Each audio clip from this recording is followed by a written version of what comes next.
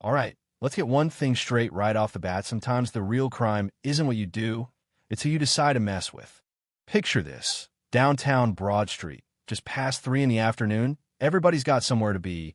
The sun is bouncing off the windows like it's got a chip on its shoulder. And that's when rookie cop Ethan Carter comes stomping down the sidewalk, radio blaring, eyes wild. He zeroes in on a guy, just leaning against a brick wall, nothing threatening. Just a big dude in a hoodie, minding his business.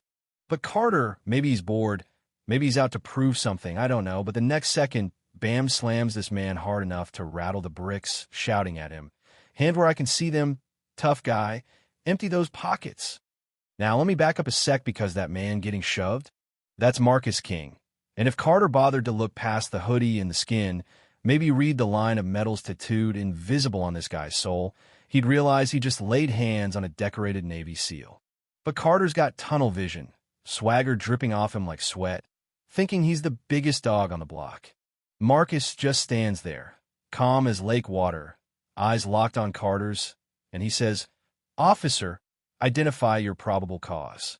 But Carter isn't hearing it, pushes him harder, yanks his arms back, slaps on the cuffs. You can hear the steel click echoing off the concrete, and suddenly there's a crowd, because that's what happens these days, phones out, people filming, truth going live in 4K whether you like it or not. First voice you hear is a young Latina woman, couldn't be more than 20, phone pointed steady. "Hey, he wasn't doing anything," she shouts. Carter's partner, Officer Davis, shifts uncomfortably, voice low. "Ethan, relax, policy says verbal first," but Carter just barks, loud enough for everybody to hear. "Policy? I am policy today." And now there's a second bystander, a white guy, 40s, business casual, calling out, "Badge number, officer." Carter just grins, says, "Get it in 4K, like he's untouchable." But Marcus? He just breathes through the pain, voice flat, eyes never blinking. "Call Naval Command, area code 619. Ask for Rear Admiral Brooks."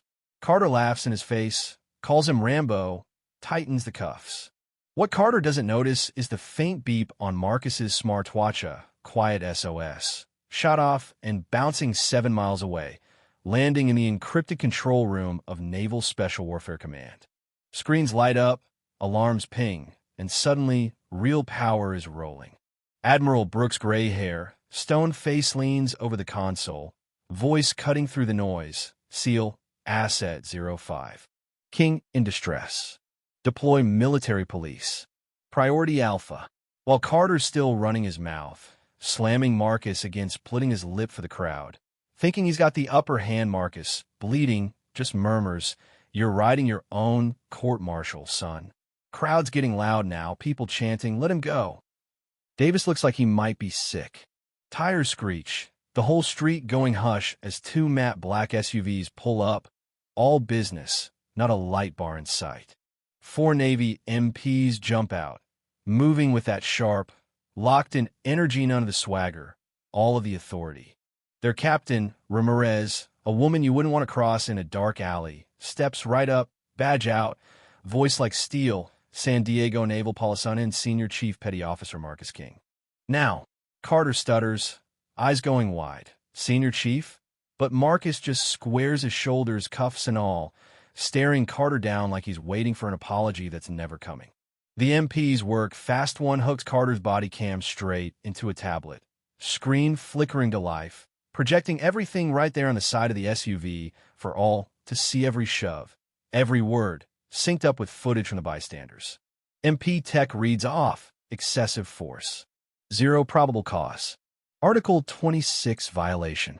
The crowd gasps, seeing it played back, the truth right there in high def, Carter's face getting paler by the second. Captain Ramirez's voice is ice cold. "Officer Ethan Carter, you're under arrest for assault and civil rights violations." She slaps the cuffs on him so fast he doesn't even have time to blink in one blink. Just like that, the hunter's now the hunted. Yeah, that happened. And if you think that's where it ends, you haven't been paying attention, because within the hour, news anchors are spinning up their reels. TikTok is blowing up with SEAL justice, people remixing the body cam with dramatic music, duets running wild, over 2 million views in under an hour. One anchor's praising Marcus for his calm, his dignity, the way he held the line without ever raising a fist. Tweet scroll by Don't Judge a Book, especially when that book can swim 5 miles and bench 350. The court's packed, cameras flashing, every seat filled. The prosecutor lays it out for the jury. The defendant brutalized a war hero who's rescued hostages on 3 continents. Judge brings down the gavel, says, guilty on all counts, sentencing in line with federal civil rights statutes. Carter just crumples, looking like he's finally realized how far he's fallen. Davis, his partner, testifies for the prosecution, tears running down her face, voice cracking as she admits she froze. She failed. It doesn't stop at the verdict. The mayor steps up, signs what they start calling the King Act mandatory de-escalation training, body cam transparency, the whole department turning over a new leaf, or at least pretending to. Marcus? He's out there, sleeves rolled up, coaching inner-city teens in self-defense, telling them real strength protects, never humiliates. You see the kids chanting it back, protect and uplift, their voices carrying over the gym walls, something raw and real growing in that space. And finally, golden hour. End of a long day. Marcus stands on the pier, dress whites gleaming, eyes locked on the horizon. The kind of look you only get from years of fighting for respect abroad and knowing sometimes you've got to fight for it right here at home. Seagulls crying, waves rolling, a quiet swell of music under his words. He says, almost to himself, you fight for respect abroad. Sometimes you must demand it at home. And as the screen fades, you can't help but wonder, did justice really land the way it was supposed to? Or is this just one battle in a war nobody wants to admit is still raging? So tell me, did power finally get put in its place, or did we just get lucky this time? Drop your thoughts below, smash that share button. Let the world know what side you're on, because power is earned by protecting, not oppressing. And it's about damn time we all started acting like it.